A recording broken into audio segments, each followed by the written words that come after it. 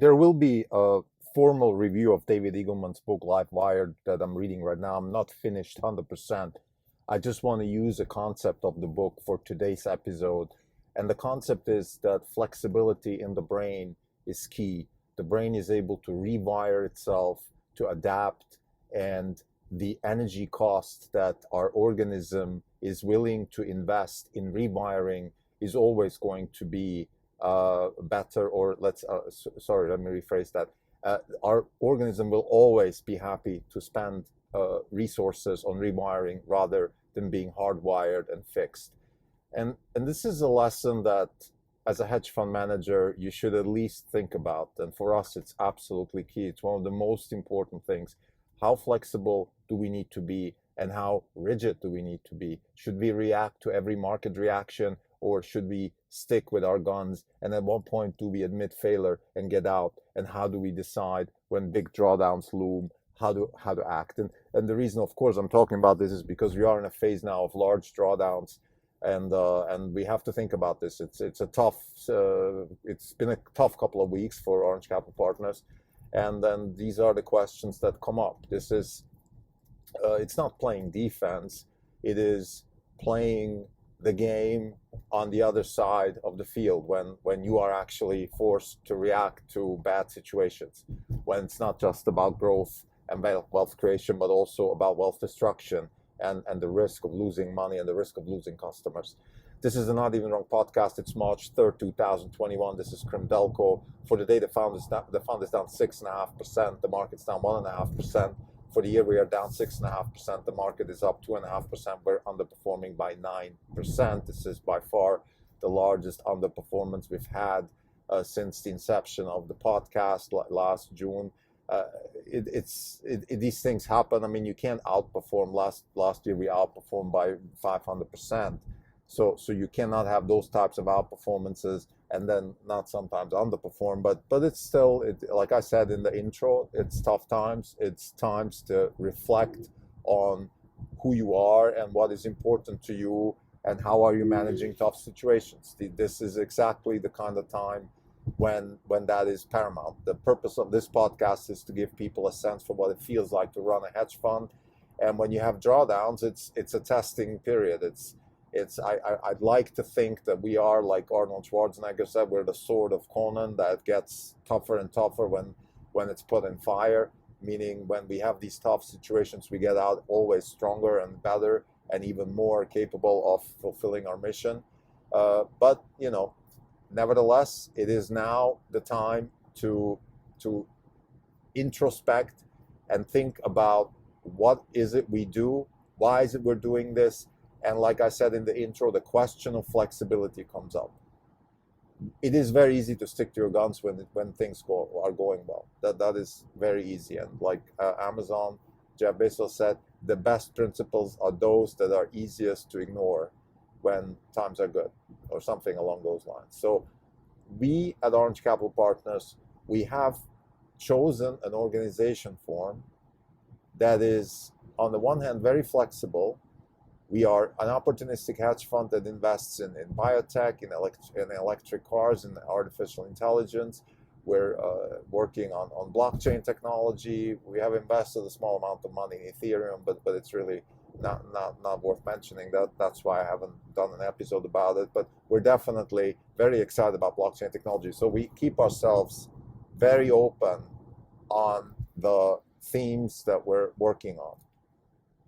We have one degree of freedom, and that is we can only buy stocks. We really have nothing else to do. And this is not because we put ourselves in this situation or because we want to put ourselves in some sort of constraint. This is just simply because a wealth-generating hedge fund only has that degree of freedom, and I've spoken about this, so I'm not going to elaborate now too much. So we have the flexibility to work on any kind of theme that we think fits into our mission, which is fundamentally new concepts and engineering practices. We have really only one degree of freedom, which is we can pick the right companies to invest in.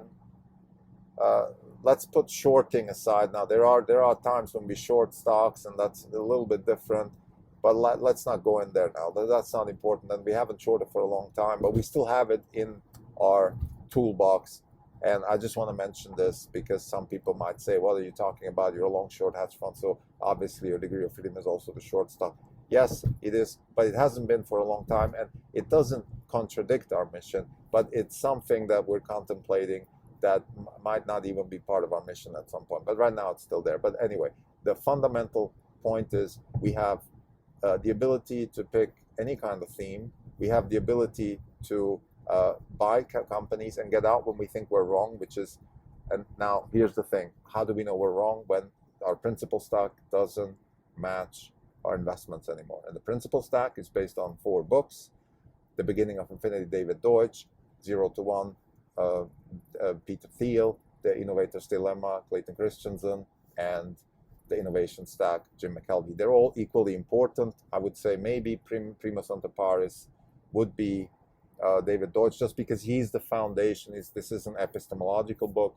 This is a fundamental theoretical book, so it's a little bit more abstract and therefore helps us be more hands-on in the actual daily work, as opposed to, let's say, Jim McKelvey's Innovation Stack, which is a lot more hands-on. How do you actually build wealth through building an innovation stack, which is you create an atmosphere of building solutions to problems, creating new, better problems, then building solutions to those, and there you kind of grow like a many-armed snake or something like that, and just attack markets from all kinds of angles by solving those problems. So we have, like I said, we have the ability to function within that principal stack, and this is kind of the way we see ourselves. And I think it's not necessarily what David Eagleman is saying in his book about Livewired, the way the brain works, but I would dare to make a conjecture here that we are actually exactly like that, wired as human beings. So we have a very flexible electronic, microbiotic, microbiological system with neurons firing, competing for territory, creating networks, influencing nerve systems, influencing muscles, influencing actions. So we have this whole system which is very flexible and live wires itself. But then we have this thing that we call consciousness, and we have also morals.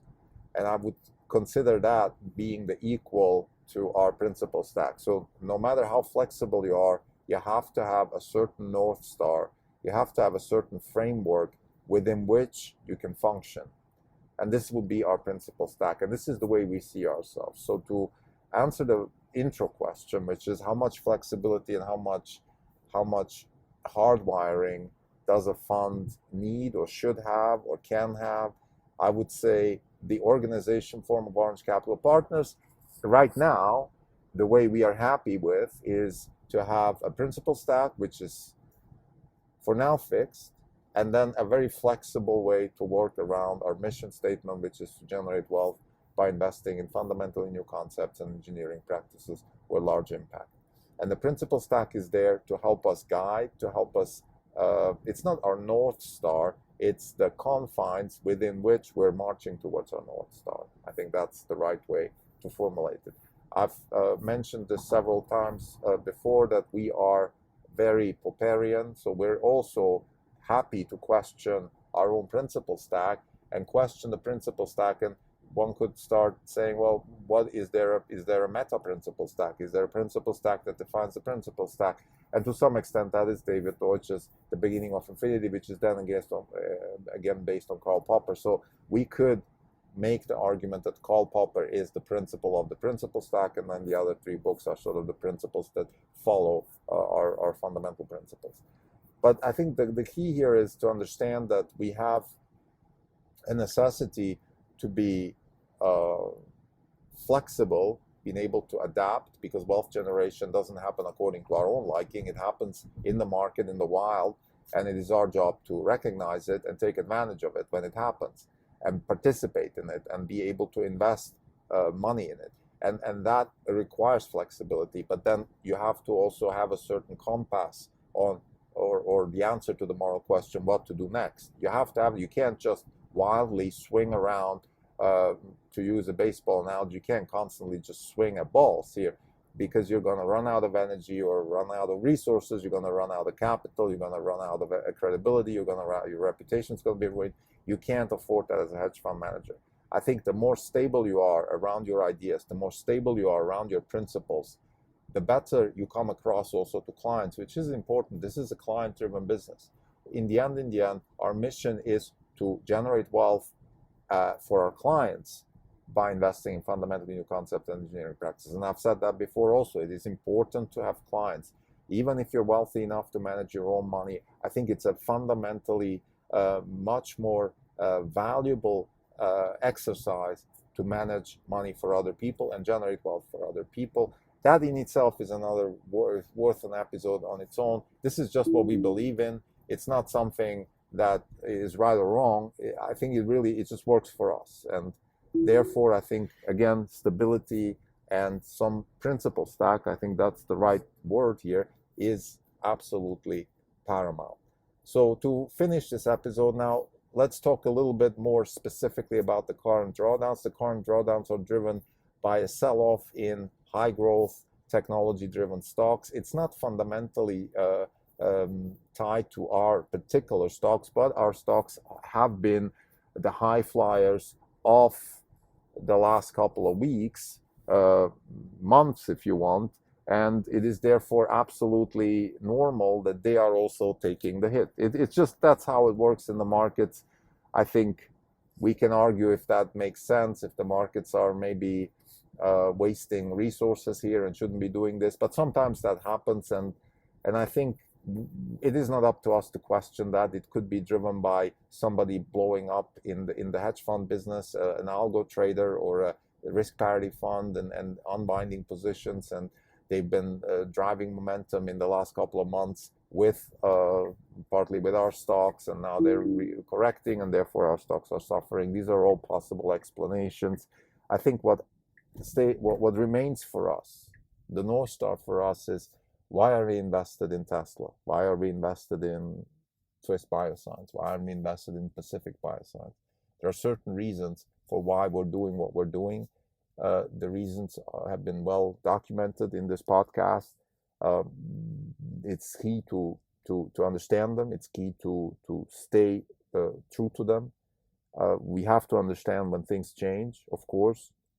Things can change. It is absolutely possible that sometimes you're wrong, that sometimes maybe you have to readjust your positioning. All these things are possible. But as we stand here, like I said, it is a macro-driven correction. It is a correction that, in our view, is fundamentally driven by probably somebody blowing up in the hedge fund world or along those lines. That's not something we can control. We can't control other people. We've spoken about this also. For example, ARK Invest could have outflows.